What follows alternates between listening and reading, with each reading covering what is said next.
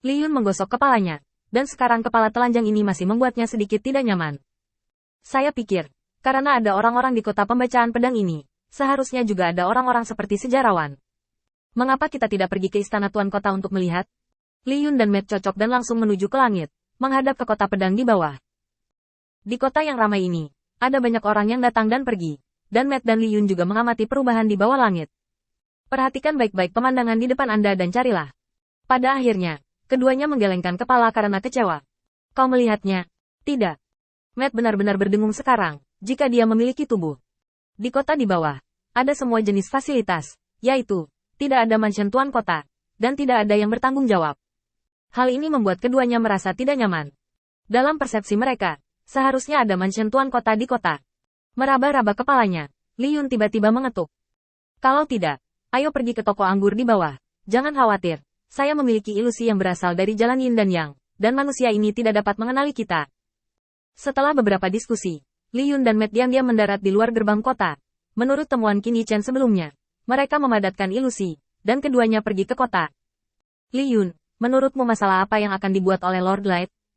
Dia sudah memasuki kota, dan apakah dia menghubungi siapa? Raid Willow.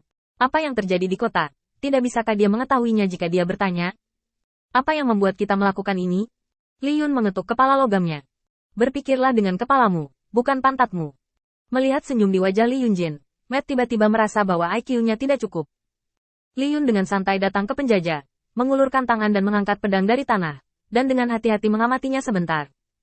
Apakah menurutmu dengan kewaspadaan penguasa cahaya, apakah dia benar-benar mempercayai orang-orang ini? Jelas tidak. Ini baru pertama kali kita bertemu, dan ada hal penting yang dipercayakan kepadanya. Tapi dia tidak menjelaskan alasannya, dan menempatkan Lord of Light di bawah tahanan rumah. Yang tentu saja tidak bisa dipercaya. Jadi, Lord Light sekarang meminta kita untuk menanyakan informasi itu, hanya untuk memverifikasi apakah informasi yang dia dapatkan itu benar. Bantu Lord untuk membuat penilaian. Matt mendengar ini, tidak hanya tidak tiba-tiba menjadi tercerahkan, tetapi jatuh ke dalam pemikiran yang lebih membingungkan.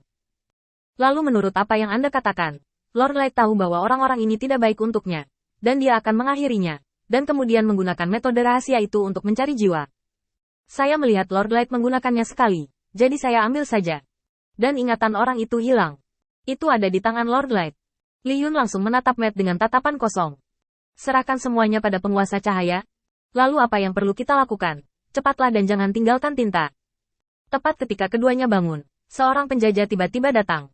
Kalian berdua, jika kamu menyentuh pedang ini, kamu harus membelinya. Ini adalah aturan di sini. Melihat senyum licik penjajah itu, Matt mengangkat tangannya, dan bahkan tidak peduli dengan penjajah itu.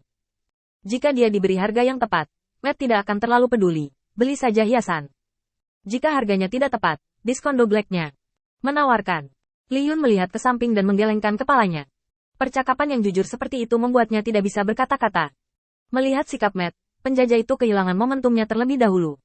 Lagi pula, tidak semua orang punya nyali untuk melihat Matt.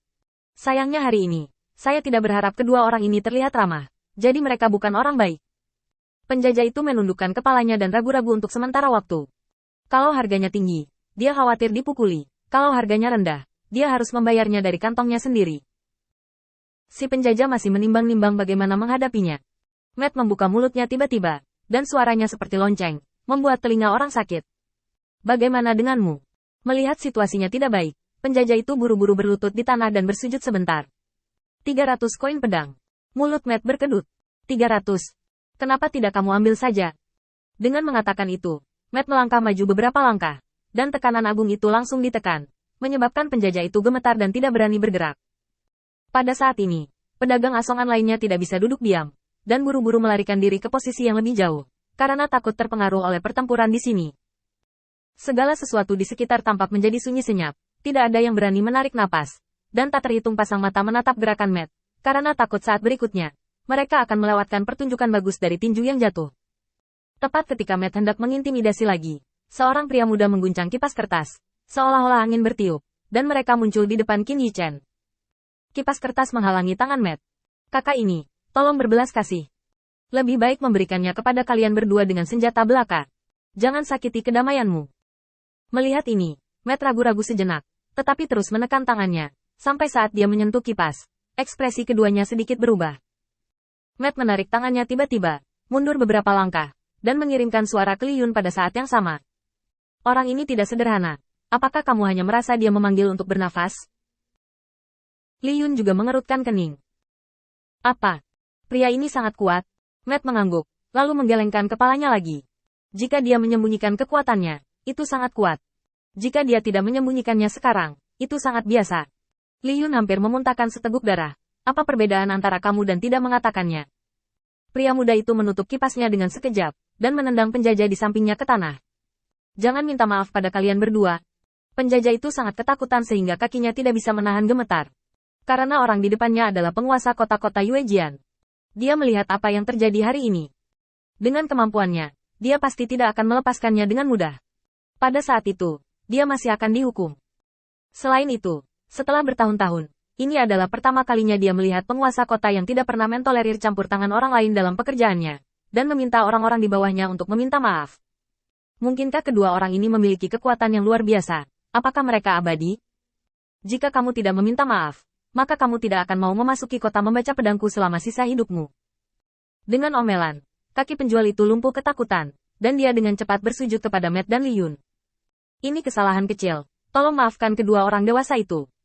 Setelah berbicara, dia membanting kepalanya ke tanah dengan keras, dan setelah beberapa saat, dahinya hancur, dan darah terus mengalir. Melihat ini, pemuda itu menatap Matt, matanya penuh kesungguhan. Orang ini sangat kuat, dan pada saat konfrontasi sebelumnya, dia merasa bahwa kekuatan lawan jauh di atasnya, dan ini benar-benar berbeda dari kekuatan yang dapat diledakkan seseorang. Pada saat kipas dan telapak tangannya bersentuhan, dia merasakan kekuatan yang terus meningkat. Tidak ada peningkatan kekuatan yang tampaknya diperhitungkan dengan cermat. Tidak ada kesalahan, tidak sedikit, dan itu setepat mesin.